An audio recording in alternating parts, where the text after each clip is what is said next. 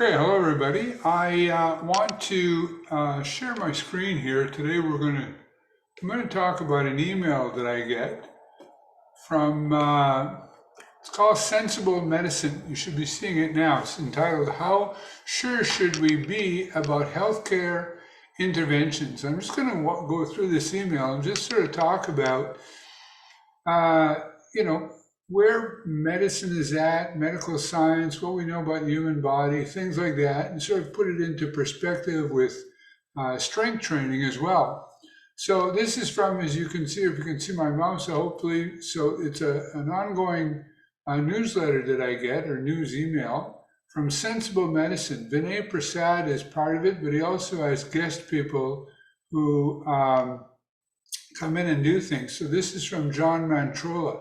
So he's talking about the study of the week. So I'm going to talk about this study. Now, people are, of course, welcome to go and look at the actual study, which I have not done, and let me know if you feel it was done badly or if you want to change anything about what I have to say based on it.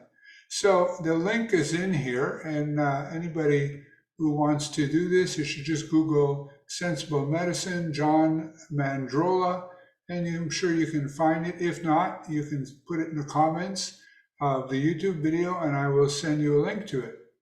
So the title of this newsletter is How Sure Should We Be About Healthcare Interventions?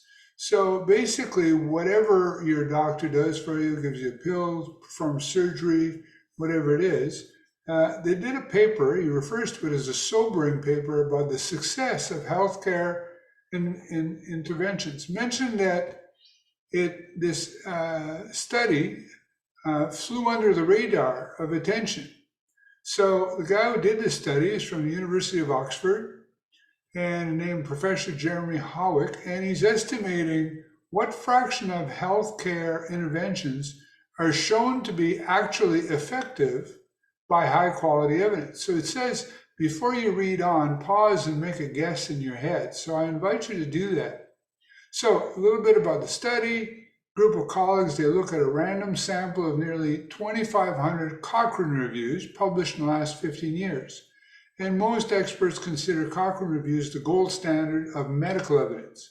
So they compared interventions that were compared with either placebos or no treatment, and whose evidence quality were rated using something called the GRADE stand for.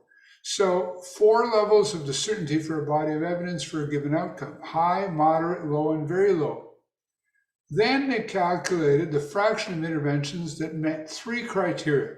A, efficacy based on high quality evidence. B, statistically significant positive effects. And C, were judged as beneficial by the Cochrane reviewers. They also look at the fraction of interventions in which harms were studied. So sit down for the results, he says. And basically he's saying here, only 6% of eligible interventions, 6% met all 3 criteria of high quality evidence and statistically significant positive effect, enough to convince reviewers it was beneficial. And harms were only measured in about a third of an intervention, of which 8% had statistically significant evidence of harm. So among the evidence that did not have any outcomes with high quality evidence, the highest grade rating was moderate in 30%, low in 34%, and very low in 24%. So only 6% made all 3 criteria. And of the other ones, 64, and sorry, this is 64, 84, 88, and an 8. So there's a graph here. I'm going to try to make this bigger. Without some success here, I'm going to go to another message that I have that I've made it a little bit bigger.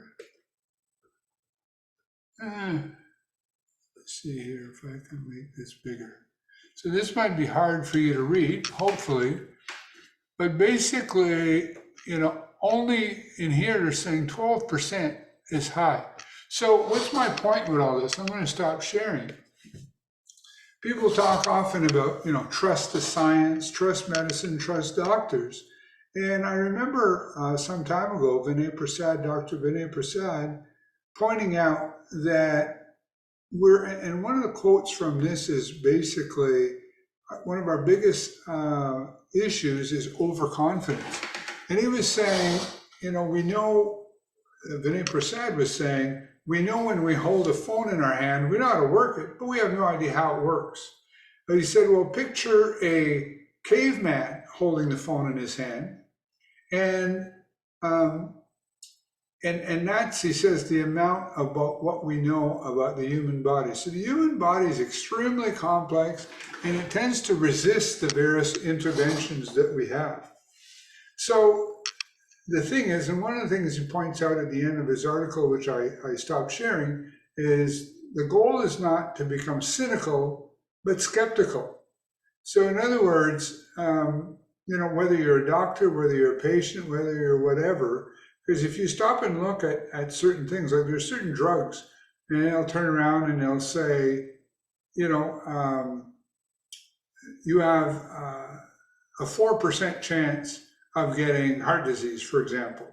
I'm just picking something out of the top of my head here. But if you take this drug or take this intervention, whatever, it goes down to 2%. Well, they'll tell you things like, well, that's a 50%, there's a 50% improvement from if you hadn't done it to whether or not you'd done it. Well, it is true, it went from 4%, so you had a 4% chance of it happening to you, now you got 2%, so that is 50%. But that also means you used to have 96% chance of not getting it, and you got now 98%. So you've improved, but not by much. And I may be picking numbers here, cherry picking numbers, but often if you stop and look at it, that's really, and that the part where he said about being statistically significant is what we're dealing with. So in contrast to that, we know that proper exercise, i.e. what I would refer to proper exercise is strength training, meaning that you are working your muscles in a safe manner and you're working them intensely enough to create to stimulate an adaptation response, and you are allowing that adaptation response to happen by allowing your muscles sufficient time to recover from the stimulus that you've given it, and you're also, of course, eating some good food, fresh air, and proper sleep. We know that if you keep your muscles strong, if you can keep as strong as you can for as long as you can in your life, that is, without a doubt, going to improve quality of life. I'm not going to make the statement that it'll improve longevity, although I think there's some evidence for that. But longevity might be a little trickier because they can keep you alive with various ways, whatnot these days. They've gotten very good at prolonging life, but I prefer to talk about health span rather lifespan or quality of life rather than quantity of life. Because functional ability, the ability to do the things that you want to do in a daily living, on a daily basis, things that we often take for granted. And I'm not talking about, real exotic things and whatnot. I'm talking about, when you get up in the morning, that you're able to get up unassisted and walk to the washroom and use the washroom and bathe unassisted. And you're able to dress yourself unassisted. And you're able to prepare and consume your food unassisted. As we get older, those are the things we will really wish we had cherished more when, should it happen that we lose those things. And the stronger you are, and if you do that doing proper exercise, meaning you're doing it in a safe manner, because a lot of people actually wind up hurting and breaking their bodies down by either doing too much exercise or doing it improperly. But if you're doing it properly and you're staying strong for as long as you can, you will undoubtedly improve your quality of life. I mean, genetics may still get you. Maybe you were destined to have a stroke when you were 72 years old, and that's what's going to happen. And hopefully by eating right and doing everything, maybe you'll have that stroke happen to you maybe 5 or 10 years later than your genetics originally dictated. Maybe it won't be as serious as it might have been, and you'll have a better chance of recovering from it. But there are certain things genetically that might happen whether you want them or not. So anyways, interventions medically, don't have a real high level of proof that they work. Better to try to stay as healthy and strong as you can. And to quote Dr. Doug McGuff, he talks about the medical system. He sometimes refers to it as the belly of the beast. Try to stay out of the belly of the beast as long as you can, because not only are those interventions dubious in their benefit, but also they have side effects. So many people, once they start taking one prescription, all of a sudden they're having side effects. They wind up taking another prescription to make up for the side effects for the first one. Then those two interact together, and many people wind up on multiple medications. So if you can stay out of that, stay medication free, and stay strong and stay functionally able, you're much better off. Thank you very much for listening, and I appreciate people subscribing to the channel and watching my other videos. And of course, sharing this on various social media, whatever platforms you're on. Bye for now.